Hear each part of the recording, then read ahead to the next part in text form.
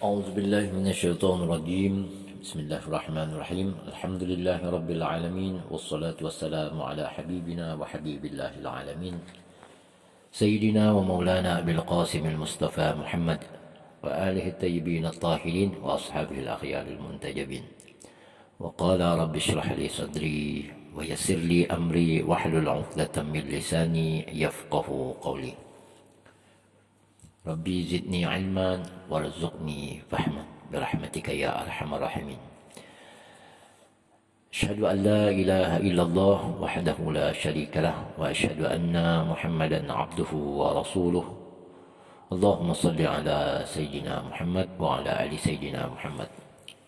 Para mahasiswa yang saya hormati dan saya muliakan, saya ucapkan kepada anda sekalian, Assalamualaikum warahmatullahi ta'ala wabarakatuh. Puji dan syukur kita kehadirat Allah subhanahu wa ta'ala yang telah melimpahkan segala anugerahnya kepada kita, sehingga kita masih dapat terus melanjutkan rutinitas kuliah ya, ekonomi Islam, yaitu pengantar ekonomi Islam.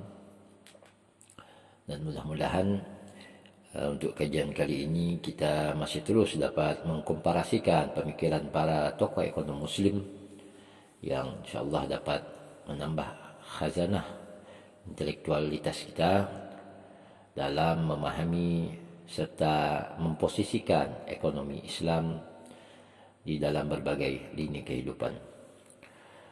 Salawat dan salam tiada henti-hentinya dan terus-menerus kita lantunkan kepada junjungan kita Nabi Muhammad sallallahu alaihi wa alihi. Allahumma salli ala Muhammad wa ali Muhammad. Allahumma salli ala Muhammad wa ala ali Muhammad. Allahumma salli ala Sayyidina Muhammad wa ala ali Sayyidina Muhammad. Semoga dengan salawat ini kita dimudahkan untuk memahami sosok ya yang akan saya sampaikan kali ini, sosok ekonom muslim yang dikenal menurut Aslam Hanif sebagaimana ditulis dalam bukunya ini, Pemikiran Ekonomi Islam Kontemporer, Analisis Komparatif Terpilih, sebagai sedikit ya contoh literatur ekonomi Islam yang membahas ekonomi Islam secara matematis. Jadi tokoh yang akan saya sampaikan hari ini adalah seorang ekonom muslim yang expert di bidang matematiknya. Nah, pada kesempatan kali ini tokoh yang akan kita kaji bernama Monzerkaf. Ya, kalau dalam istilah Arabnya itu dibaca dengan Munzir ya, tapi tulisannya Monzerkaf. Nah, salah satu karya fenomenal Monzerkaf ini The Islamic Economy. Nah, saya ulangi lagi, The Islamic Economy, Analytical Study of the Functioning of the Islamic Economic System. Diterbitkan pada tahun 1978. Pada masa itu, kebanyakan buku ekonomi Islam masih membicarakan prinsip dan garis besar ekonomi Islam. Bukunya itu mungkin termasuk upaya yang pertama sekali yang benar-benar menganalisis pengaruh suatu lembaga Islam tertentu seperti zakat terhadap besaran-besaran ekonomi seperti tabungan, investasi, konsumsi, dan pendapatan. Nah, menurut Aslam Hanif, tidaklah salah jika kita katakan bahwa karyanya itu merupakan permulaan analisis matematika di dalam ekonomi Islam, yakni sesuatu yang telah memberi dorongan kepada para ahli ekonomi Islam yang dalam tanda kutip cenderung matematis dewasa ini. Di akhir tahun 70-an dan awal 80-an, buku KAF, yaitu Islamic Economy, merupakan salah satu dari sedikit contoh literatur ekonomi Islam kontemporer dan dibaca dengan seksama oleh para mahasiswa di banyak universitas yang menawarkan mata kuliah ekonomi Islam. Buku tersebut juga telah diterjemahkan ke dalam bahasa Malaysia dan selalu digunakan sebagai buku teks ekonomi Islam di banyak universitas Malaysia. Dewasa ini, KAF adalah senior researcher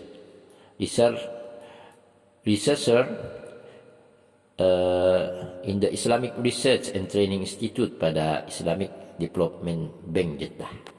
Nah, sampai saat ini saya tidak mendapatkan referensi ya. Apakah masih bekerja di sana atau apakah sudah pensiun? Karena buku yang saya baca ini diterbitkan pada tahun yang lumayan lama ya, yaitu tahun 2006. Ya, jadi kurang lebih dengan sekarang itu 15 tahun ya. Jadi selama 15 tahun kita juga tidak tahu ya kapan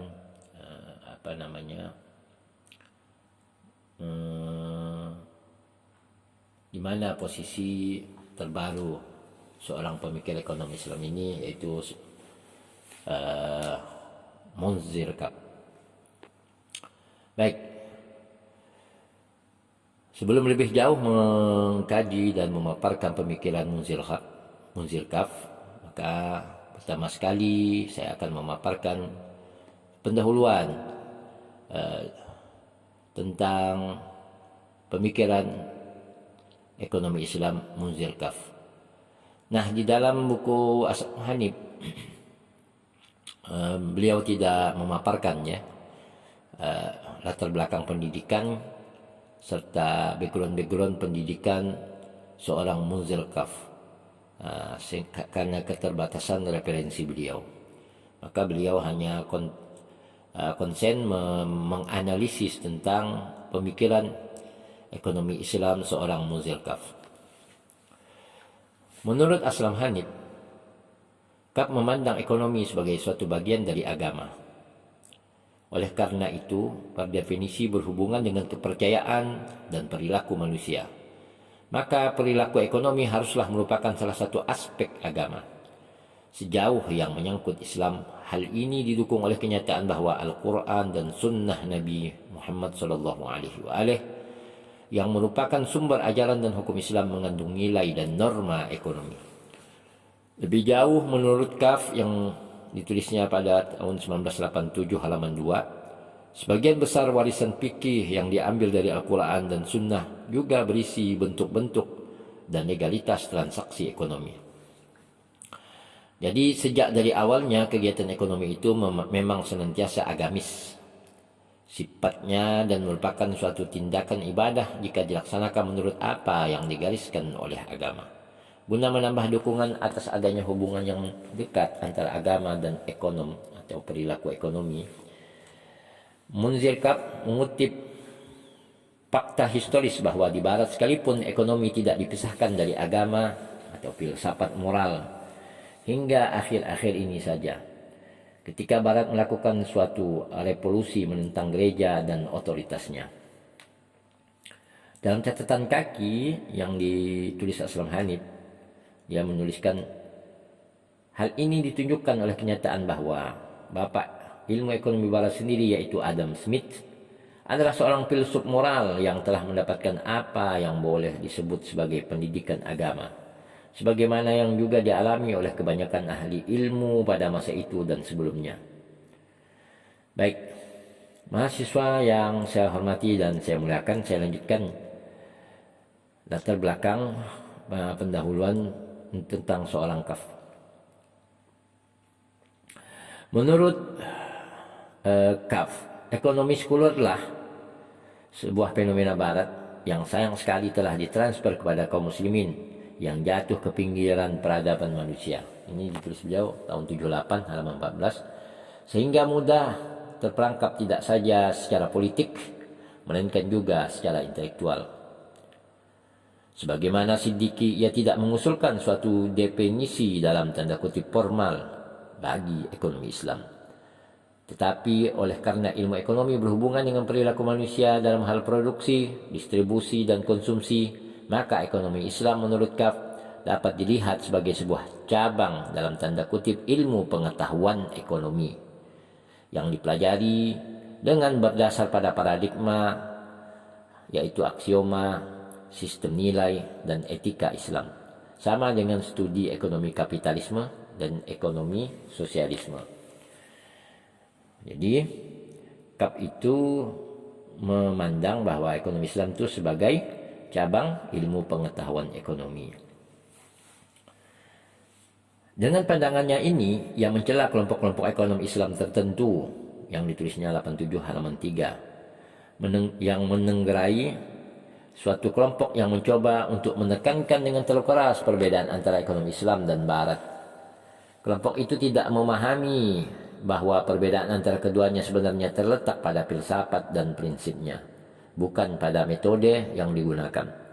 Di pihak lain terdapat juga kelompok lain yang secara implisit menerima asumsi-asumsi ekonomi Barat yang syarat nilai. Kelompok lain yang juga ia tegur adalah mereka yang mencoba menyamakan antara ekonomi Islam dan fikih muamalah. Kelompok ini menurut KAP telah menyempitkan ekonomi Islam sehingga hanya berisi sekumpulan perintah dan larangan saja. Padahal seharusnya mereka membicarakan hal-hal seperti teori konsumsi atau teori produksi. Semua kelompok tersebut tidak memahami posisi ekonomi Islam di dalam kerangka atau kategorisasi cabang ilmu pengetahuan, serta tidak pula bisa memisah-misahkan berbagai seginya seperti filsafatnya, prinsip atau aksioma, serta fungsi aktualnya. Nah, KAP menyarankan agar di dalam upaya mencari definisi ilmu ekonomi yang sesuai dengan doktrin Islam, kita berusaha menyelidiki warisan ditinggalkan oleh para ulama salaf terdahulu guna mendapatkan suatu bangunan ilmu pengetahuan yang mencakup perilaku ekonomi serta melihat pendekatan apa yang mereka lakukan terhadapnya. Untuk tujuan ini, KAF mengambil peninggalan Ibnu Khaldun, ilmu tentang peradaban manusia dan sosial kemanusiaan, yakni Ilm al-Umran. Ya. Jadi KAF mengambil tulisan Ibnu Khaldun, yaitu Ilm al-Umran, artinya ilmu tentang peradaban manusia dan sosialisasi kemanusiaan. Kemudian KAP menempatkan ekonomi secara benar. Menurut KAP, yang Ibnu Khaldun ini menempatkan ekonomi secara benar sebagai suatu bagian dari disiplin masyarakat dan peradaban lebih luas. Jadi bagi KAP, ekonomi haruslah didekati dan dilihat sebagai suatu upaya multi-interdisipliner. Mahasiswa yang saya hormati dan saya muliakan, dasar pemikiran bagi studi dan kemudian ilmu ekonomi adalah premis bahwa ilmu ekonomi Barat, dan demikian pula perincian serta penjelasannya mengenai perilaku ekonomi manusia hanyalah dapat dipakai di Barat, karena ia tumbuh dari budaya Yahudi Romawi yang terpakai di Barat, belum lagi versi sekulernya, dan oleh karenanya tercabutlah kemungkinannya untuk dipakai secara universal. Ini ditulis KAP tahun 87 halaman 16. Jadi kita harus membebaskan disiplin ekonomi dari segala postulat yang syarat nilai budaya asing itu, serta menggantikannya dengan tata nilai Islam. Nah, KAP benar-benar menginginkan agar para sarjana Islam mengemukakan norma-norma universal dalam tanda kutip yang terkait dengan perilaku ekonomi manusia berdasarkan Al-Quran dan Sunnah, yang menurutnya akan lebih mampu menjelaskan perilaku manusia karena sumbernya adalah Allah Subhanahu wa taala. Dengan alasan itu, KAP sebenarnya menginginkan ilmu ekonomi yang didasarkan pada pandangan Islam mengenai manusia dan prinsip atau norma perilaku agar diajukan sebagai suatu ilmu ekonomi universal bagi semua orang. KAP menyatakan, maka tidaklah perlu menambahkan kata sifat Islam pada ilmu ekonomi. Penambahan itu tidak diperlukan oleh agama kita, dan para sarjana muslim tidak pula memerlukannya jika mereka bisa memimpin baik secara kultural maupun yang lainnya. Ilmu ekonomi Islam itu selanjutnya dapat dipakai oleh seluruh manusia tanpa memandang ras maupun agamanya. Sekalipun KAP setuju bahwa paradigma Islam mengharuskan adanya suatu filsafat yang berbeda dan khas dengan aksioma dan nilai serta penafsiran yang relevan, namun ekonomi Islam menurut KAP sama saja dengan ilmu ekonomi konvensional sejauh yang menyangkut isu-isu metodologis seperti penggunaan logika matematika dan empirisme, yang menurutnya merupakan alat yang dapat dipakai oleh siapapun juga. Namun ia setuju bahwa pendekatan Islam akan membuahkan penggeseran analisis, dan terkadang juga formulasi yang berbeda mengenai suatu masalah tertentu. Tapi modifikasi seperti itu tidak akan membenarkan klaim agar digunakan metodologi yang berbeda dan unik atau khas. Nah, itu lanjutan dari pernyataan Kap. Nah, menurut Aslam Hanif, terasa bahwa Kaf salah menggunakan istilah metodologi karena yang ia maksudkan sebenarnya adalah metode atau alat analisis. Jika logika matematika, studi empiris dan alat analisis seperti kalkulus, grafik dan sebagainya memang bersifat bebas nilai, maka metodologi, yakni studi tentang metode, konsep dan menyangkut isu-isu epistemologik bersifat syarat nilai. Nah, menurut Aslam Hanif, dalam mengusulkan agar dalam tanda kutip ilmu ekonomi berdasar paradigma Islam diajukan sebagai suatu disiplin universal. Nah, menurut Aslam Hanif, Kap berbeda dengan kebanyakan ahli ekonomi Islam yang lain. Baginya, ekonomi Islam dapat diterapkan pada non-muslim asal mereka mau menerima norma perilaku yang didasarkan pada filsafat dan prinsip sistem ekonomi Islam. Implikasinya amat jelas, yakni pertama, manusia Islam atau manusia religius, ya, atau yang sudah saya paparkan sebelumnya Islamic man, dikenal dengan Islamic man. Rijal mutadayyin kalau dalam istilah Arabnya itu. Tidaklah harus seorang muslim. Kedua, ekonomi Islam dapat pula diterapkan tanpa harus memiliki suatu sistem yang sepenuhnya islami di dalam praktiknya. Asal saja ekonomi Islam itu berfungsi, kedua implikasi tersebut cenderung membedakan Kap dari kebanyakan ahli yang lain. Dan sekalipun kita dapat melihat kemungkinan bagi implikasi yang pertama, kemungkinan serta efektivitas bagi implikasi yang kedua amatlah perlu dipertanyakan. Ini kritik Aslam Hanif terhadap pemikiran Munzir Kaf.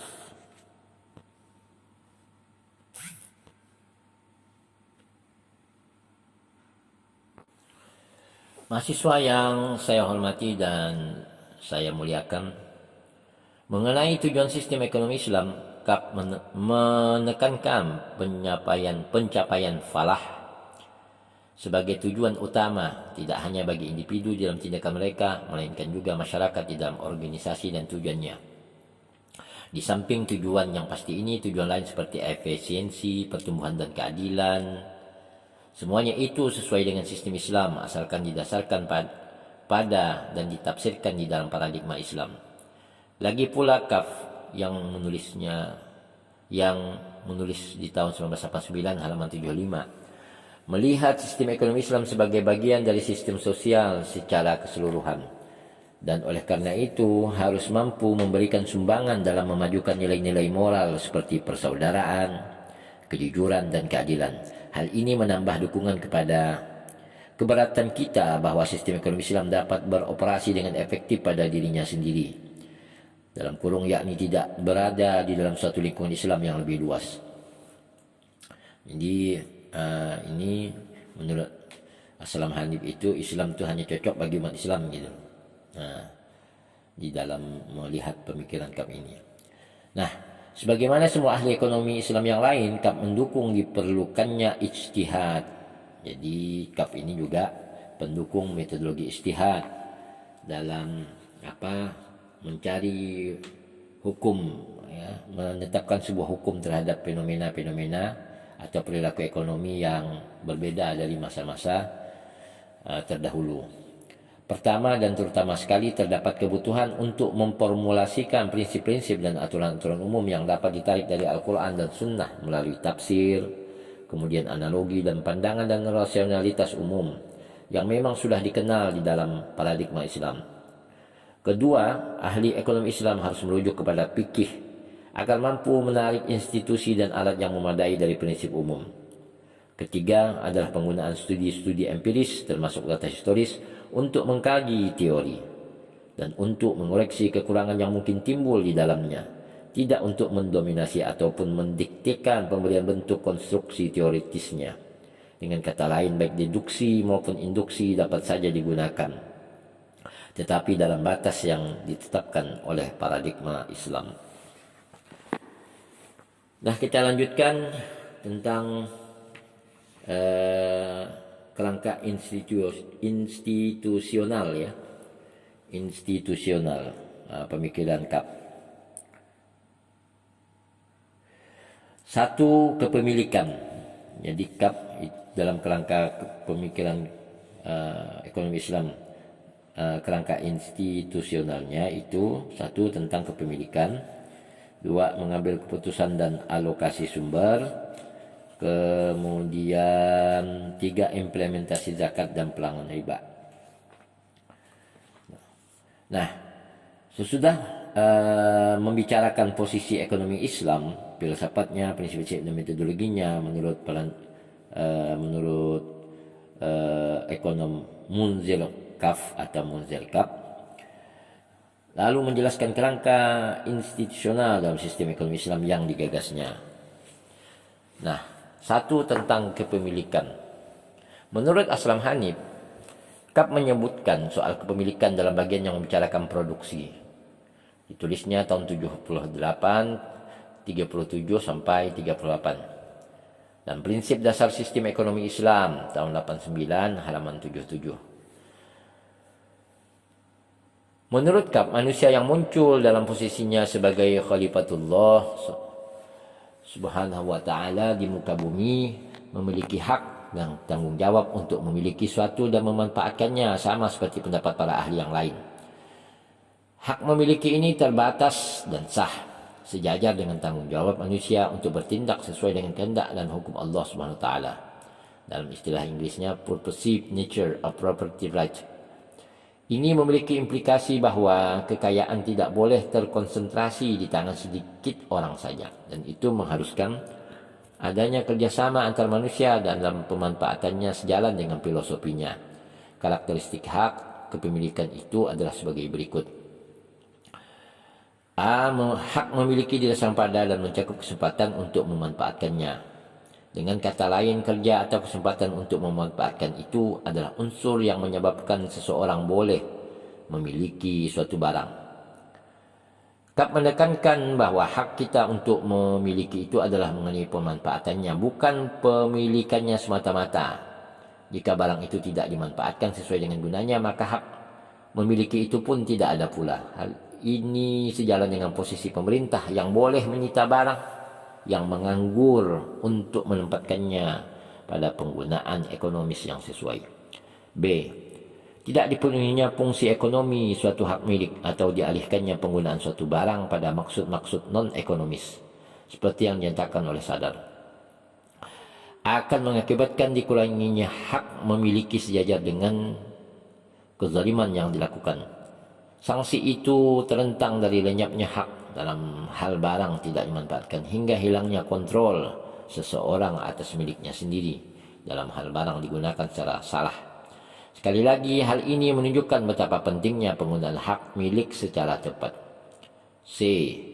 Hak memiliki dibatasi oleh umur pemiliknya, yakni ia terikat oleh hukum waris yang telah menetapkan cara pembagian harta warisan kepada orang-orang tertentu. D. Barang-barang tertentu seperti sumber daya alam tidak dapat dimiliki secara pribadi dan menjadi milik masyarakat secara keseluruhan. Di sini pemerintah memainkan peranan utama sebagai penyedia dan dalam redistribusinya, terutama sekali melalui hukum zakat dan hukum waris.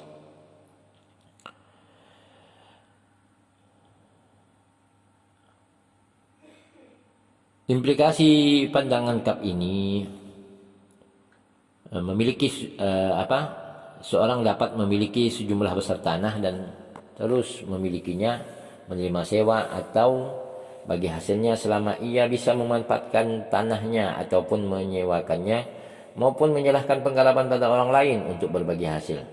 Karena dalam tanda kutip kezaliman dalam hal ini hanyalah apabila tanah itu tidak digunakan atau salah digunakan. KAF tidak menetapkan batas kepemilikan secara spesifik. Selain tanah, KAF tahun 78 halaman 34 sependapat dengan yang lainnya mengenai adanya kenyataan bahwa economic labor, yakni tenaga kerja yang dipekerjakan di alam untuk menggali consumer utility atau menciptakan produktif opportunity dari sumber daya alam. adalah determinan kepemilikan, yakni manusia memiliki hasil kerjanya dan bukan apa yang ia kerjakan, seperti tanah, mesin dan sebagainya yang mungkin bukan miliknya. Saya ulangi lagi, menurut Kab, manusia memiliki hasil kerjanya dan bukan apa yang ia kerjakan, seperti tanah, mesin dan sebagainya yang mungkin bukan miliknya. Implikasi lebih lanjut dari pandangan Kab mengenai struktur hubungan capital labor memerlukan analisis lebih lanjut berdasarkan ekonomi kontemporer secara keseluruhan. Terlihat bahwa ia banyak memiliki pandangan yang sama dengan Sadar. Maksudnya Muhammad Baqir Sadar ya, yang telah saya paparkan di awal-awal ya pemikiran-pemikiran beliau. Nah, kemudian kerangka institusional kedua, yaitu subtemanya pengambilan keputusan dan alokasi sumber. Kab seperti juga kebanyakan ahli ekonomi Islam lainnya meragukan bahwa baik free enterprise market system barat maupun centrally planned economies negara-negara sosialis mewakili model alokasi di dalam perekonomian Islam. Ia mengusulkan apa yang diistilahkannya dengan free cooperation yang membahas hubungan individu masyarakat dengan negara dalam suatu perekonomian Islam dan bagaimana kebebasan, kerjasama dan peranan pemerintah harus dilihat berdasarkan pada rules of the game Islam. Sama seperti para ahli lainnya, Kaf yang menulis tahun 78 halaman 48 membicarakan mengenai prinsip kebebasan dan tanggung jawab sebagai pondasi struktur pasar di dalam suatu perekonomian Islam, dan menyimpulkan bahwa yang satu tidak dapat diimplementasikan tanpa yang lain. Dengan pandangannya ini, Kab lebih menyukai struktur pasar daripada mekanisme perencanaan terpusat untuk alokasi sumber. Guna mendukung pandangannya ini, ia mengutip contoh dari Nabi SAW yang menolak untuk menetapkan harga dan membiarkan pasar menetapkan tingkat harga. Namun dengan cepat ia menambahkan bahwa pasar itu haruslah pasar yang berfungsi dengan baik, yakni bebas dari manipulasi. Dalam hubungan ini ia menyebutkan lembaga Al-Hisbah yang dipandangnya sebagai kontroler dan regulator pasar. Ia melihat prinsip kebebasan dan tanggung jawab ini lebih terwujud di dalam kerjasama daripada dalam persaingan, dan kemudian menjadikan kerjasama sebagai tema atau fondasi umum di dalam organisasi sosial Islam. Sayangnya ia tidak menerangkan bagaimana kerjasama itu terwujud di dalam keputusan kebijakan dan bagaimana ia bisa selaras dengan pandangannya mengenai maksimisasi. Kab melihat kemurahan hati, bukan sikap mementingkan diri sebagai nilai yang dianjurkan oleh Nabi sallallahu alaihi wasallam di semua aspek kehidupan. Demikian pula pengorbanan diri, saling memerhatikan kebutuhan satu sama lain, serta melayani masyarakat sebagai nilai-nilai yang harus dijadikan sebagai tujuan bekerja. Dalam hubungan ini, individualisme dan kesadaran sosial harus berjalan sejalan. Terlihat lagi bahwa Kab mengusulkan suatu pendefinisian ulang mengenai istilah di atas. Karena di dalam ekonomi neoklasik barat, individualisme dan kesadaran sosial tidak dapat berjalan bersama, setidaknya tidak secara sadar atau disengaja. Namun demikian, memerhatikan perintah agama ini, Kab tidak percaya bahwa itu semua dapat diserahkan pelaksanaannya kepada individu seperti yang ditekankan oleh gagasan invisible hand. Dengan demikian, pemerintah memainkan peran yang menonjol dan disengaja di pasar. Bagi Kab, negara adalah perencana, penyedia dan produsen di samping juga konsumen. Kemudian secara lebih spesifik, negara mempunyai peranan sebagai berikut menurut Kab. A. Redistribusi. Negara tidak hanya pendapatan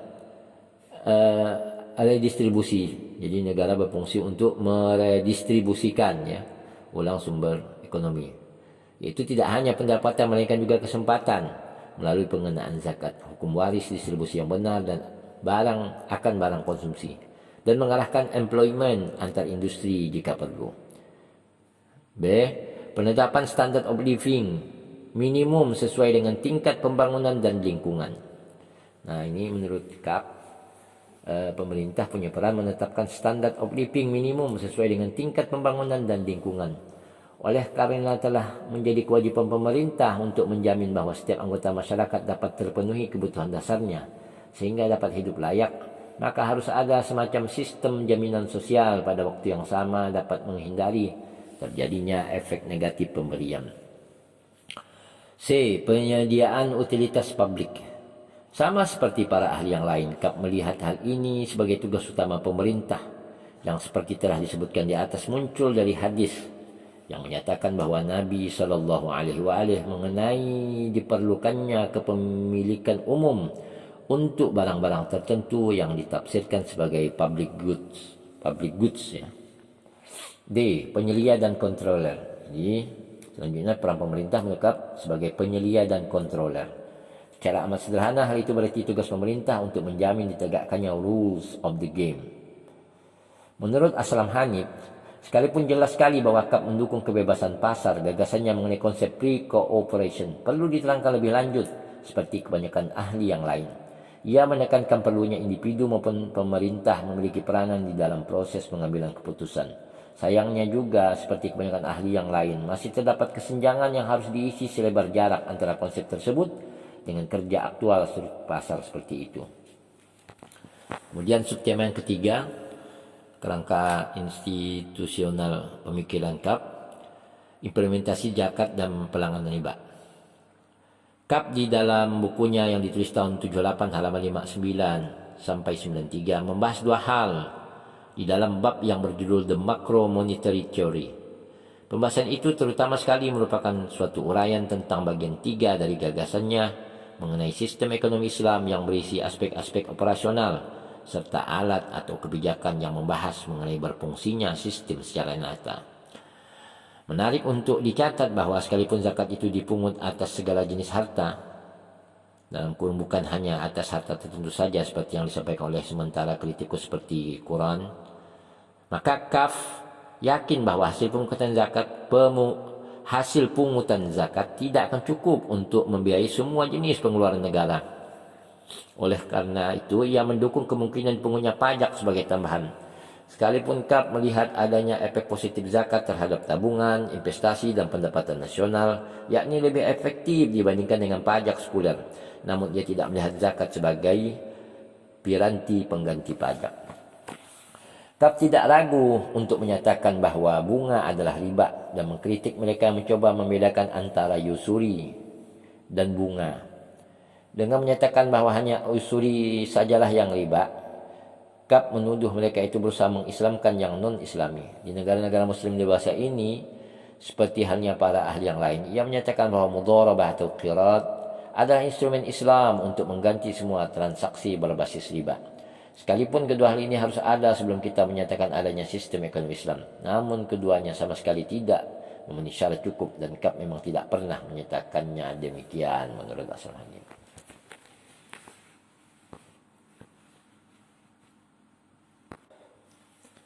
Selanjutnya kita membahas konsep distribusi ekonomi perspektif pemikiran Munzir KAP atau Munzir KAP. Menurut Aslam Hanif, KAP tidak membicarakan distribusi seperti yang kita harapkan. Masalah kepemilikan, isu standar yang selalu disinggung oleh para ahli yang lain. Disebutkan di dua bidang di dalam karya-karyanya. Satu dalam hubungan dengan keadilan dan salah satu ketika membahas produksi. Sebagai salah satu prinsip umum yang membentuk sistem ekonomi Islam, keadilan harus terlihat di dalam proses distribusi. KAP memandang keadilan sebagai akibat dari 3 aturan umum. 1. Penilaian yang tepat atas faktor produksi. KAP menegur beberapa ahli ekonomi Islam yang berusaha untuk merendahkan peranan barang modal di dalam produksi demi membenarkan pelarangan atas bunga. Baginya tanah, tenaga kerja, dan modal semuanya memainkan peranan di dalam produksi dan harus dipahami di dalam konteks pandangan Islam tentang tuntutan kepemilikan dan tentang pembagian produk di antara faktor-faktor produksi. Dalam hal ini ia setuju dengan dan mengutip pendapat Sodar mengenai prinsip konstannya kepemilikan yang menyatakan bahwa faktor produksi asli bisa mempertahankan kepemilikan. Sementara di sisi lain ada keharusan membayar imbalan yang adil. pada faktor produksi yang lainnya.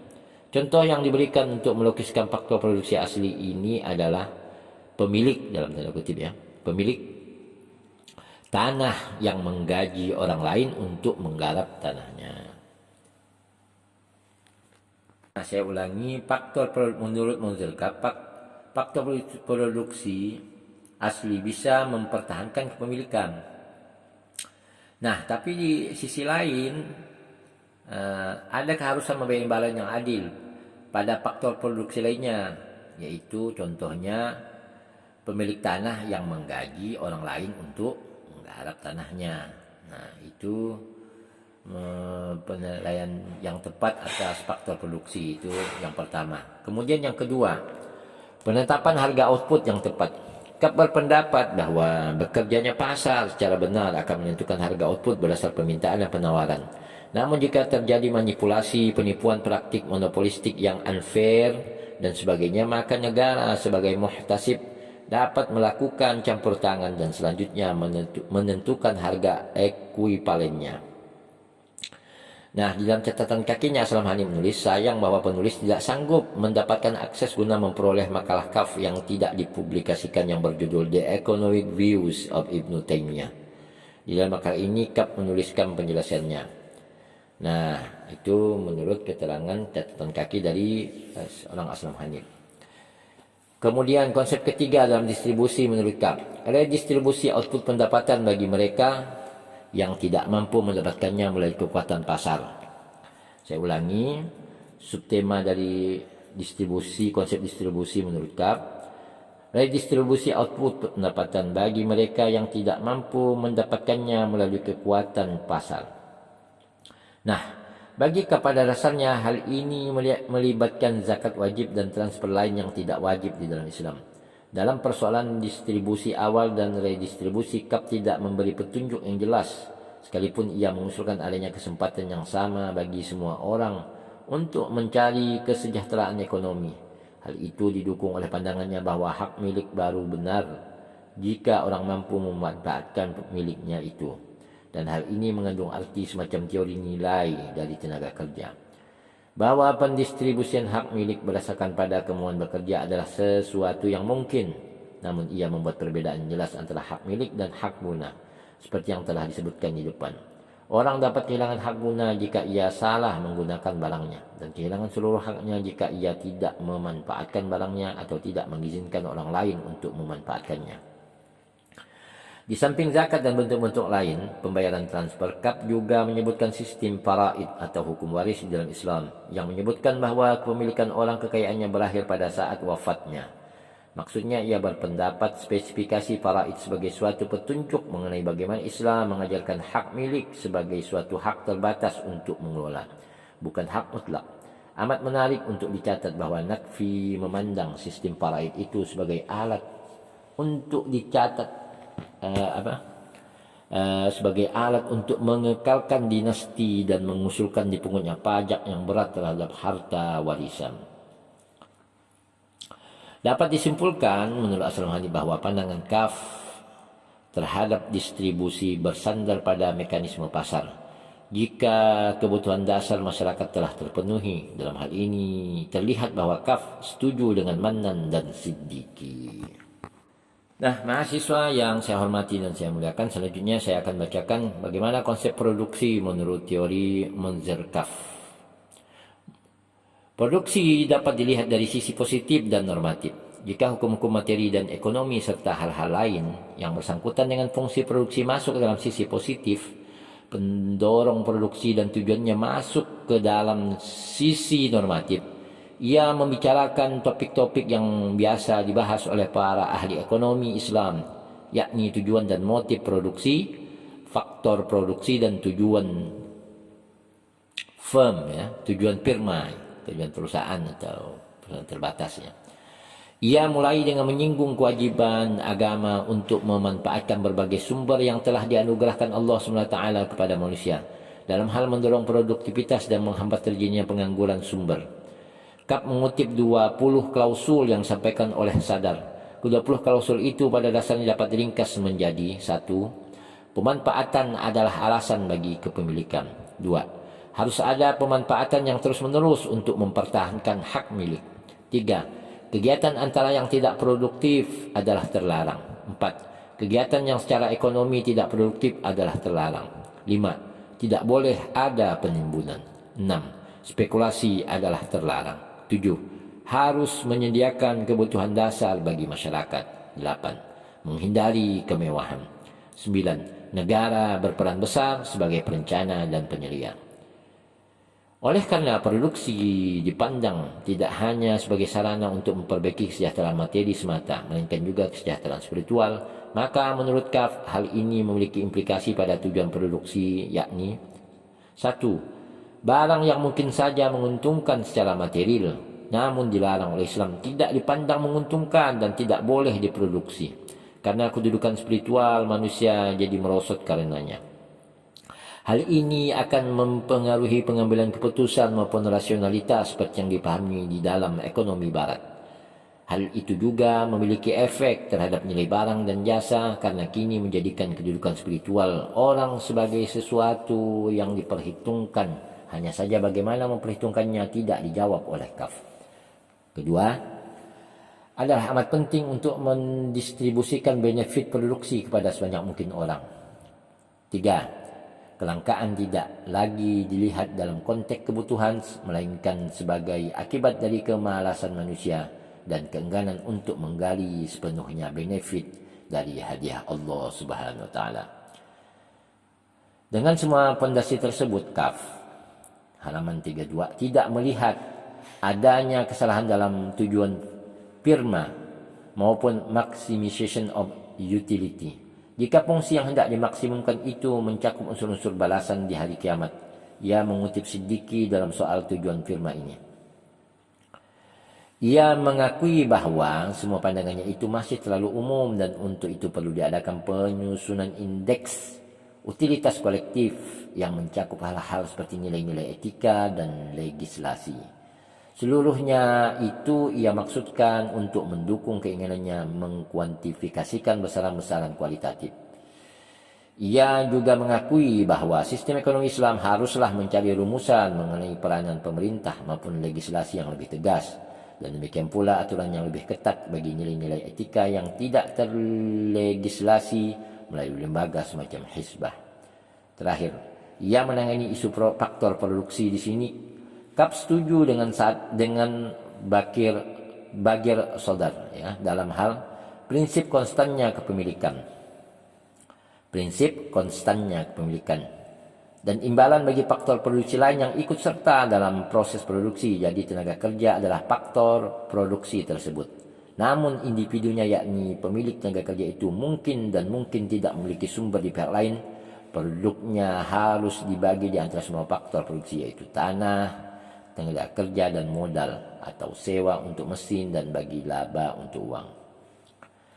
Nah, kesimpulan dari pemikiran General Overview Munzir Kaf, Aslam Hanif menyimpulkan pandangan Kaf mirip dengan para ahli ekonomi Islam kontemporer yang lain, namun usulannya untuk menguantifikasikan ya, tujuan-tujuan syarat nilai yang bersifat kualitatif merupakan tantangan bagi para ahli kontemporer. Bahkan penulis berpandangan bahwa isu ini haruslah dijawab oleh para ahli dengan cara memikirkannya dengan serius untuk mengembangkan perspektif Islam tentang semua masalah teoritis yang kita hadapi. Apakah kita mampu atau tidak mengkuantifikasikan nilai-nilai tersebut, itu adalah soal lain. Yang penting adalah agar para ahli ekonomi Islam menyadari bahwa nilai-nilai tersebut harus dipertimbangkan dalam suatu kerangka analisis Islam. Nah, demikianlah cara singkat padat ya saya bacakan General Overview pemikiran ekonomi Islam Munzir Kaf. Mudah-mudahan Anda semuanya dapat memahami ya, walaupun sedikit ataupun banyak,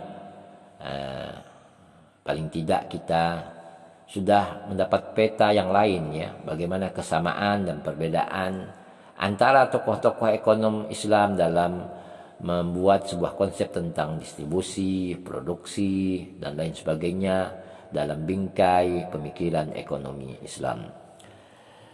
Wa sallallahu ala sayyidina Muhammadin wa alihi tayyibin at-tahirin. Aqulu lakum jami'an. Assalamu alaikum warahmatullahi taala wabarakatuh.